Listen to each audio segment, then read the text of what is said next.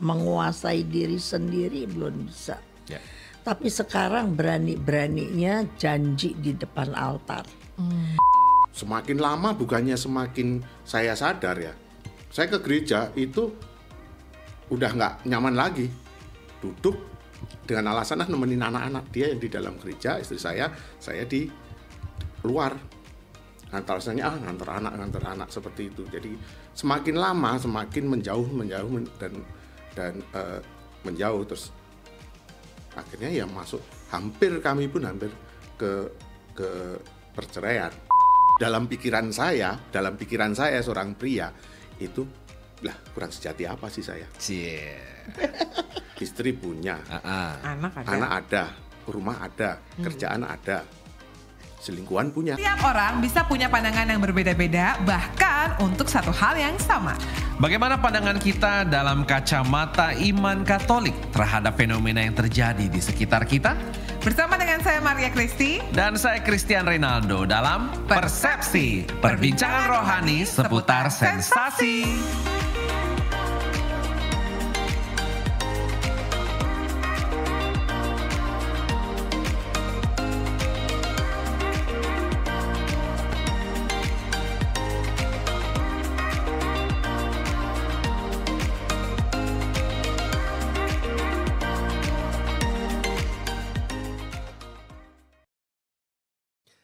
Selamat berjumpa kembali di dalam podcast kita yang satu ini, yaitu Persepsi, perbincangan rohani seputar sensasi.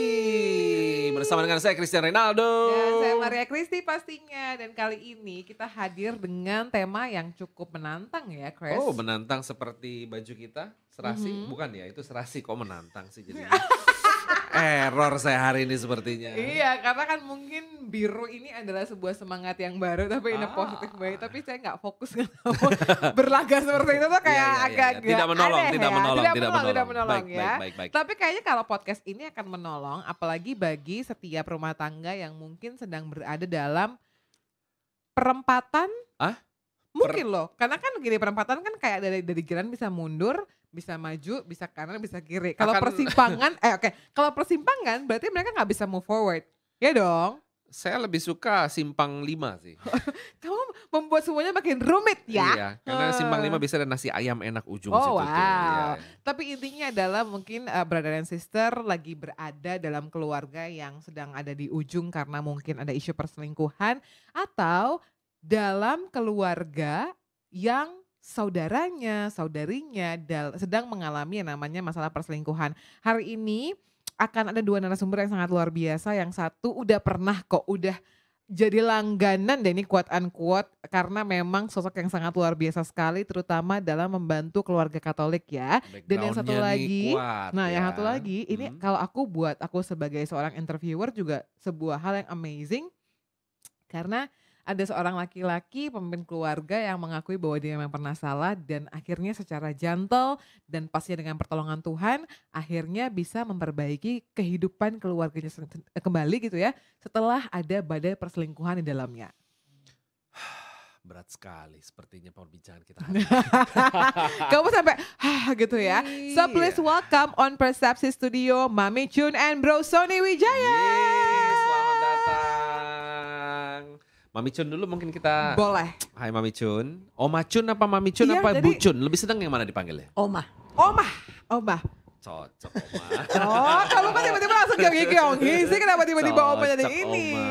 Sehat Oma Chun? Bersama Yesus selalu sehat. Mantap. Amin. Sekarang lagi sibuk-sibuk apa nih? Enggak ada sibuk apa-apa, santai aja. Masa? Suka deh ini aku nih orang yang banyak jadwalnya, tapi ketika ditanya sama interviewernya enggak sih. Padahal dari jadwalnya susah. Iya, padahal dari jadwalnya kayak dari tadi sebelum ini ada acara, ini lagi persepsi, ntar pulang juga ada acara ya.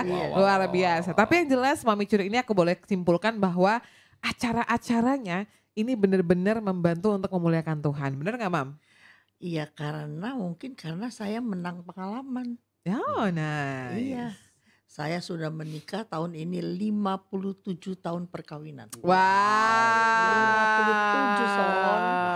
Langsung ditunjuk loh Sony. 57 Son. Berapa tahun kamu? Saya 28.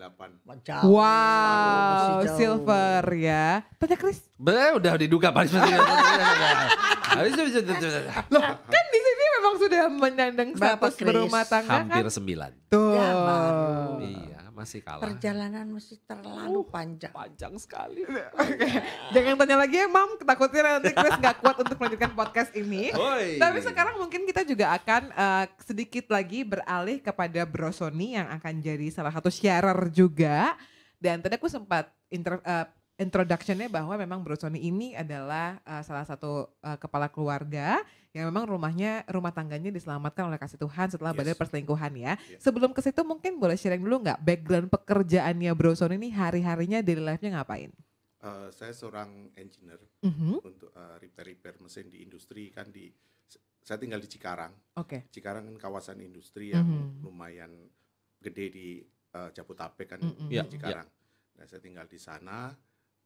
Aktivitas saya setelah setelah saya berubah, saya ikut persekutuan doa Elizabeth Zakaria. Tapi masih Cikarang. maksudnya pekerjaannya masih tetap di Masih. kantor yang sama Masih. kan? Dan sebagai background pernikahan tadi sudah disebutkan ya bahwa sudah 28 tahun ini masih bersama dengan Tuhan dan masih bersama dengan istri yang sama. Ini saya yang terusin nih berarti nih. Nanti aja. Saya mau nanya pertanyaan Kalau banyak. nggak istri yang sama nggak bakal dipanggil kemana Maka tuh dari itu, Maria. maka dari itu kan. Iya, Oke, iya, sekarang iya, iya. mungkin karena udah ini juga perkenalan udah cukup, sekarang kita mau mulai masuk ke dalam temanya. Karena tema kita ambil perselingkuhan kenapa? Karena belakangan ini lagi heboh sekali di dunia selebritis Indonesia di bagiannya Kristi. Ada perselingkuhan artis-artis yang tidak biasa. Kenapa dibilang tidak biasa? Karena salah satunya adalah ketahuan chatting lewat aplikasi ojek online. Tapi kan maksudnya seperti yang tadi Chris katakan ya Mami, Ya. Om Acun sama Bro Sony, bahwa ya sepanjang saya tuh jadi 5 tahun menjadi Presenter. host infotainment ternama di yes. Indonesia gitu ya. Hmm. Tapi tiada hari, gue kayak bisa bilang gitu, tiada hari tanpa isu-isu perselingkuhan dan perpisahan. Sementara juga as a person, I am a Catholic, jadi harus juga melihat realita kehidupan yang ada, tapi di satu sisi harus mengupayakan dan percaya bahwa kehidupan pernikahan Katolik itu adalah satu dan selamanya. Makanya ini jadi sebuah pembuka juga buat anak-anak muda Katolik yang mungkin saat ini melihat adanya di sosial media bahwa gampang banget ya berucap kata pisah dan menikah lagi. Tapi remember when you are a Catholic gitu, when we are a Catholic, marriage is one way ticket, no turning back ya. Jadi itu yang tetap harus dipegang. Oke, kita akan mulai aja mungkin Chris langsung. Jadi sebagai background juga mungkin ada listeners yang gak tahu juga. Aku sedikit bacain aja bahwa tadi kasus yang dibawakan sama Christian ini ada 2 orang yang bekerja di dalam dunia entertainment, memiliki nama besar dua-duanya dan dua-duanya sudah menikah dan punya anak. Mungkin quote unquote bisa dibilang cinlok dalam satu proyek cinta lokasi sampai akhirnya berlanjut terus, dan ketika dibuka oleh istri sang pria itu adalah ternyata perselingkuhan yang kedua ataupun ketiga. Dan sekarang finalnya adalah akhirnya baik yang entertainer ini pria berinisial R-nya sudah mengakui, yang S juga mengakui, tapi rumah tangganya S ini baik-baik saja, sang suami memaafkan, sedangkan untuk yang R itu bersama dengan sang istri pada saat ini sedang mengalami yang namanya proses perpisahan. Jadi itu sebagai background ya yang tadi si Chris sempat sebutin. Ini versi lengkapnya, ini versi ringkasannya. Betul. Ini kan presenter infotainment dia memang. Nah oke, nah sekarang mungkin aku langsung akan mulai aja gitu ya. Kepada Om Acun yang memang sudah 57 tahun mengarungi perjalanan rumah tangga. Mungkin jawabannya akan menjadi sesuatu yang sering didengar orang, tapi biarlah ini keluar dari Mami Cun sendiri. Jadi apa sebetulnya kondisi keluarga yang baik Mami Cun mengalami atau orang yang datang ke Mami Cun gitu ya, yang memang didominasi, keadaan seperti apa yang mendominasi sehingga pasangan suami istri itu bisa dikategorikan sebagai selingkuh? kategori selingkuh, ya otomatis udah selingkuh dong. Tapi yang kamu mau tanya kategori apa selingkuh? Ya udah tidur ya udah selingkuh. Tidur Chat bersama. Bersama-sama terus-terusan. Chat? Chat sama juga tapi kalau belum diranjang, cincailah. Oh gitu. Oh, wow. Kalau udah ketahuan, kalau saya loh, kalau udah ketahuan mulai ada miring begitu, maka yang bersangkutan harus bergerak gitu. Tapi biasanya pencuri lebih pinter daripada polisi. Oh gitu. Iya. Kalau udah keterlaluan, baru si polisi tahu. Operasi tangkap tangan. Oke, Wih, sorry Mami Cun, berarti aku mau persingkat lagi mungkin ya. Tapi kondisi keluarga seperti apa Mami Cun? Kalau tadi kan kondisi apa yang dikategorikan Pasti orang salah selingkuh? satu merasa kurang diperhatikan, kurang dicintai, kurang dilayani. Tiga itu ya. Tiga itu ya, Itu. kurang Kurang diperhatikan, diperhatikan, kurang dicintai, kurang- kurang dilayani. Kurang dihargai. Oh sorry, dihargai. Oke. Kurang dicintai, kurang dihargai, kurang dilayani. Salah satu. Ya, Oke. maksudnya kalau dihargai kan adain waktu dong. Kalau dicintai nggak merasa berkorban untuk yang bersangkutan gitu. Iya. Jadi tapi semuanya itu ya kalau aku pikir ya, tawaran dunia, godaan dunia hari ini luar biasa. Nggak usah pergi yang tinggal pakai telepon aja segala apa bisa terjadi. Semua kejahatan hari ini hanya melalui HP semua bisa terjadi, apa yang tidak mungkin di zaman yang dulu. Ya betul. Iya kan? Jadi pinter-pinterlah kita yang hidup di zaman sekarang mengantisipasi dan menjaga diri, terutama menjaga perkawinan kita. Orang pikir dulu pacaran, habis pacaran cepat kawin, udah kawin kirain beres. No. Justru banyak orang belum siap dengan salib perkawinan. Kalau kita di dalam Katolik, semua pelajaran di kitab suci mengajar kita untuk berkarakter yang baik. Bukan hanya percaya sama Yesus, tapi kalau percaya sama Yesus, hidupnya karakternya seperti yang dulu, bakal apa jadi murid Yesus? Malahan jadi batu sandungan. Makanya kalau menurut saya, semua harus Tuhan ikut, bukan aku fanatik. Kalau enggak, seperti George. Ini George ini adalah peran yang dimainkan oleh Cristiano Ronaldo dalam sebuah Drama acara musikal ya. Iya. Bukan beneran ya. Iya. Itu tawaran godaan dunia kenceng sekali.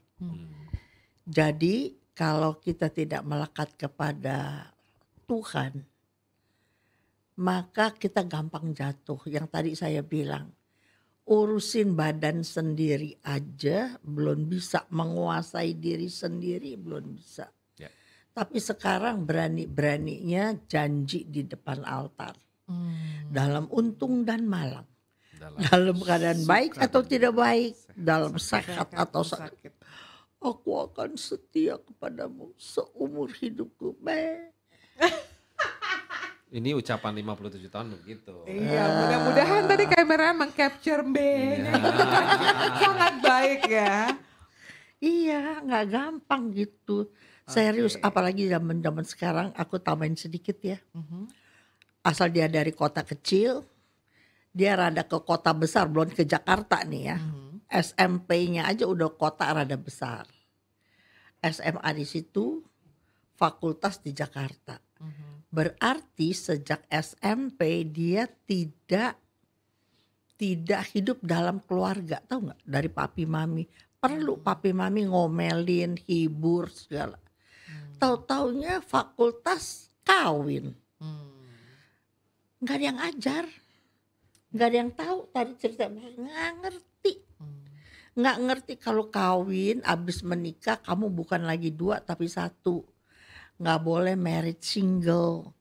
Ingat kamu bagian dari seseorang. Siapa yang ajar dia? Siapa yang ajar dia? Siapa yang bilangin kalau dia berkarakter tidak bagus? Karena dia selalu keluar tinggal di kos. Ya, betul. Terus sekarang langsung menikah, masuk dalam suatu perkawinan. Kalau dia tinggal berdua, kalau dia ada mertua, Ya. ada ipar, gimana? Banyak sekali aku tangani suami maupun istri nggak mengerti salib perkawinan. Itu dia ya. Aku senang banget karena dalam episode kemarin juga waktu bersama dengan Mami Chun yang pertama ya, kita akhirnya mengenal, aku sebagai anak muda gitu ya, yang jarang mendengar ini, akhirnya mendengar yang namanya salib perkawinan. Dan dalam hal ini di perselingkuhan, topik yang kali ini juga Mami Chun mengeluarkan kembali dan lebih meng-highlight juga bagaimana setiap pribadi itu harus siap dulu. Iya, sempat Sebagai kayak kamu bilang pribadi. selingkuh, dia pikir enggak, atau perkosa enggak, suka sama suka, gua mau. Karena itu pikirannya Gua nggak belum rugi. beres aja langsung kayak gitu ya Mam ya. Iya. Ya, Tapi ya, secara ya. umum dari pengalaman Om Acun nih ya, selingkuh tuh siapa yang salah sih?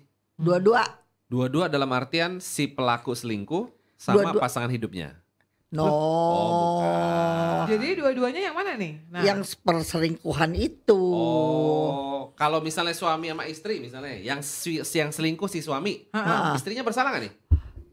Pasti ada. Mungkin nggak sama, 20%, 80%. Porsinya tapi masing-masing. ada juga Pasti ya. ada, pasti Tapi ada. yang 100 sama 100 suami selingkuhan ya Mam? Iya, Iya, itu. Kenapa gimana suami sih? selingkuhannya? Memang gak bisa si istri sama selingkuhannya? Nah, Iya, sama. Udah pokoknya yang selingkuh lah ya. Iya, iya, Yang iya. Itu Itu dua-dua ya. tahu, dia nggak bener tahu. Tapi melawan penguasaan diri nggak ada. Semua orang tahu kalau dia berdosa, kalau aku bilang. Tetapi punya kekuatan nggak untuk melawan?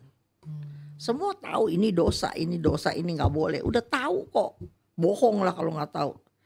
Tetapi ada power nggak untuk bilang tidak, ini nggak bagus gitu.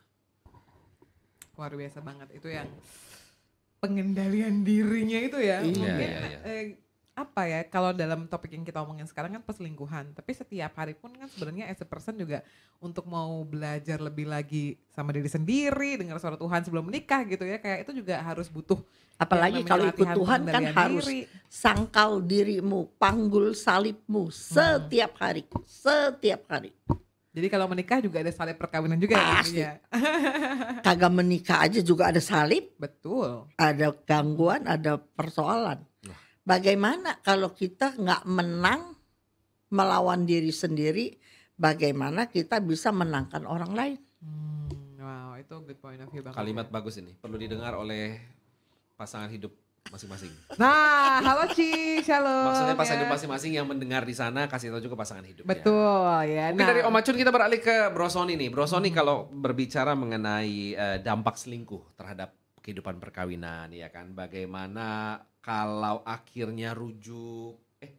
Ini kita ngomongin pengalaman Bro Sony ya. Baru gue mau ngomong, kita dengerin dulu sharingnya gimana. Iya. Mungkin juga baru nanti kita akan sambung ke pertanyaan kita. Jadi Bro Sony kalau tadi udah cerita mengenai background pekerjaannya, background marriage-nya yang diselamatkan Tuhan sampai 28 tahun. Mungkin sedikit langsung ke intinya aja Bro. Momennya terjadi di tahun keberapa dan apa yang melatar belakanginya dan bagaimana proses rekonsiliasi bersama dengan sang istri sampai dengan saat ini. Ya tadi seperti yang Mami cerita, itu ada tawaran dunia. Tawaran dunia itu seolah-olah kalau di dunia kerja itu rata-rata ada, diajak entertain ke customer dan sebagainya. Oke. Jadi dari situ akhirnya saya masuk ke dalam dunia yang tidak benar. Jadi masuknya awalnya dari situ. Berawal dari entertainment dengan klien gitu ya. Yes. Oke. Dari situ ada kelihatannya pertama mikirnya ini kerjaan nggak apa-apa. Tapi kan lama-lama itu akan menjadi suatu celah yang dalam tanda kutip nih. Kalau dulu waktu saya dulu itu dalam tanda kutip itu celah yang menyenangkan. Iya. Karena kalau laki-laki kan masuk ke dunia itu kelihatannya menyenangkan kan, nggak mendapatkan suatu yang enak lah di situ. Tetapi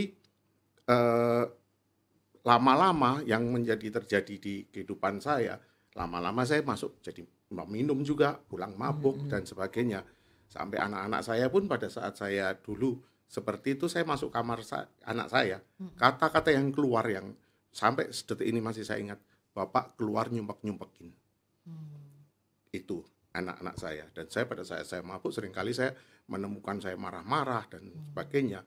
Istri saya itu seperti kalau teman-teman bisa lihat induk ayam itu anaknya di belakang, nah itulah seperti itu. Susi melindungi anak-anak saya seperti itu. Dan semakin lama bukannya semakin saya sadar ya, saya ke gereja itu udah nggak nyaman lagi, duduk dengan alasan nemenin anak-anak, dia yang di dalam gereja, istri saya di luar. Alasannya ngantar anak seperti itu. Jadi semakin lama semakin menjauh dan menjauh, terus akhirnya ya kami pun hampir ke perceraian. Itu boleh tahu di usia pernikahan yang keberapa dan terjadi selama berapa lama? Saya waktu itu usia yang ke-10. Pernikahan yang ke-10. Yang ke-10. Jadi usia yang ke-10. Terjadi sampai?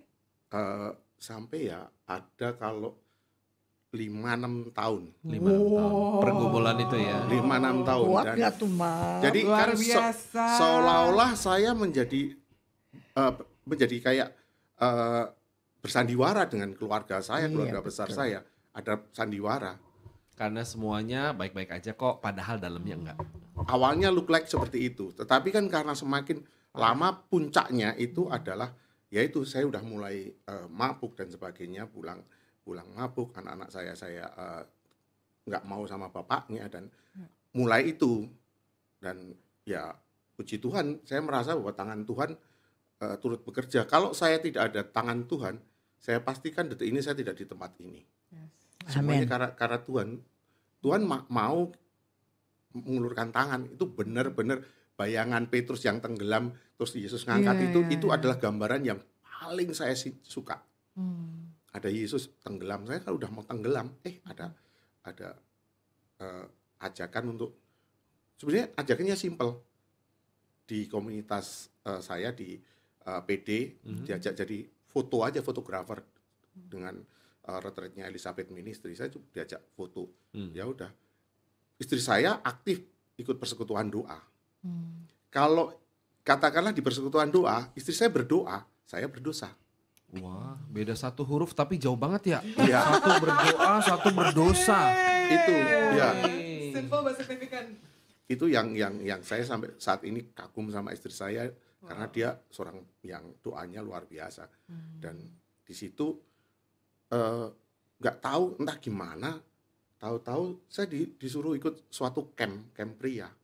Nah itulah titik saya mulai berubah di camp pria. Itu ya, saya bersyukur bisa Keluar dari keadaan itu ya. Iya. Dampaknya tadi anak-anak nggak mau deket sama bapaknya, apalagi. Wah, pelajaran sekolah anak-anak hancur. Itu pasti. Tapi saya penasaran, maksudnya sebelum nanti kita ke titik perjumpaan Bro Sony dengan pertolongan Tuhan dan akhirnya pastinya disembuhkan ya. Dari awal itu kan berlangsung 5-6 tahun. Which is itu bukan waktu yang sebentar. Gitu, dari usia pernikahan yang ke-10 sampai ke-15 ke-16 gitu ya. Untuk Bro Sony-nya sendiri akhirnya yang paling merasa berubah, dan saya yakin itu kan kayak putaran yang menyorot terus makin parah. Dari tadinya cuma entertainment doang, terus akhirnya jadi pemabuk dan lain-lain. Kalau dari dirinya Bro Sony sendiri tuh rasanya kayak apa gitu loh? Ya gini, sebenarnya di teman-teman di dunia ini, saya ngomong dunia pria ya. Iya. Kalau saya nggak ngomong pasangan, saya ngomong sama teman-teman, ada kebanggaan dalam tanda kutip di dunia. Nih gua udah sama dia seolah-olah ada kebanggaan seperti itu. Wah, gua sama itu, entah sama ini ganti itu. Ada di dunia pria ada suatu macam kebanggaan seperti itu. Itu. Dan dengan alasan dalam tanda kutip untuk mendukung pekerjaan. Kalau saya nggak sama ini, nggak nemenin ini, saya nggak dapat order. Alasan itu yang membuat untuk membenarkan diri. Pembenarannya dari situ.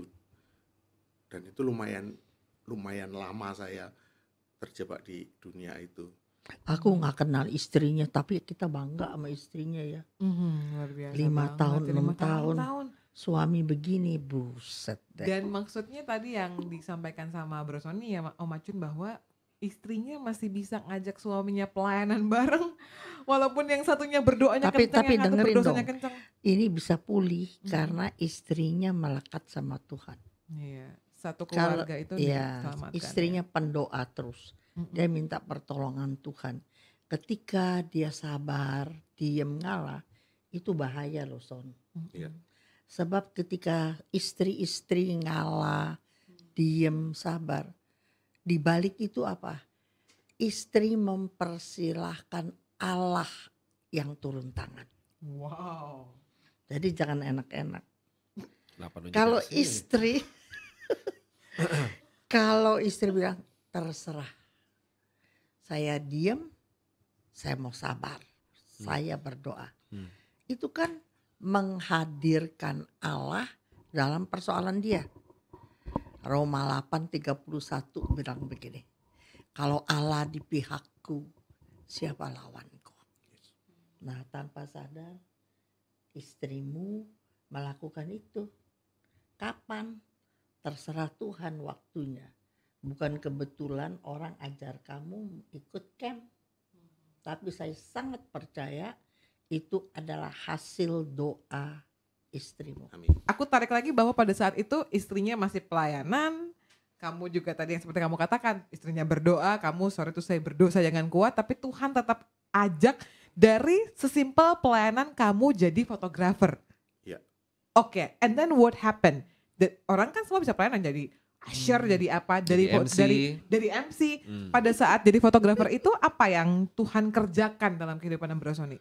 Ya tadinya cuma saya foto, cuma foto aja lah. Ntar kalau saya paling suka foto adalah orang yang kalau pas retret ngantuk dan sebagainya saya candid itu paling Nah, itu bagian Christian candid. ini pasti. itu Saya saya pasti. paling suka seperti itu. Nah, pas di retret itu kebetulan yang pembawa retret itu Om Hanjaya dari HSM Ministry Surabaya. Tanpa angin saya nggak pernah ketemu beliau dan saya tidak kenal siapa beliau.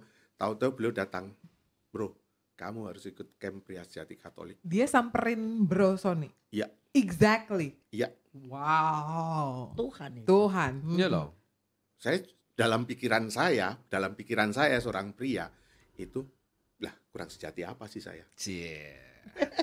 Istri punya, Anak ada. anak ada, rumah ada, kerjaan ada, selingkuhan punya. Banyak. Iya, dan saya mikir seperti itu karena kan kalau di itu kan ada molimo kan, ada apa namanya suka sama wanita yang lain, sama kendaraan nanti yang cerita-cerita seperti itu. Pikiran saya seperti itu sebenarnya. Kurang sejati apa? Nah, begitu saya masuk di situ, wadalah ternyata saya ditelanjangi Tuhan, benar-benar saya ditelanjangi Tuhan. Saya nggak tahu apa sih saya sebagai seorang pria, saya nggak tahu fungsi apa saya sebagai pria. Saya nggak pernah diajari untuk menjadi seorang ayah, menjadi seorang suami. Itu nggak pernah. Nah di camp itu saya baru ketemu. Dan perubahan, kalau di camp kan ada perubahan, bukanlah perubahan sampai perubahan itu terjadi. Yang paling luar biasa adalah fasilitator saya. Saya punya brother keeper di situ. Kan nggak serta merta dong habis saya ikut camp langsung saya berubah saat itu. Enggak. Prosesnya berapa lama waktu itu dari camp? Dari camp itu, di camp Pria Sejati itu ada yang namanya mengisi Lexio Divina, membaca kitab suci selama 49 hari.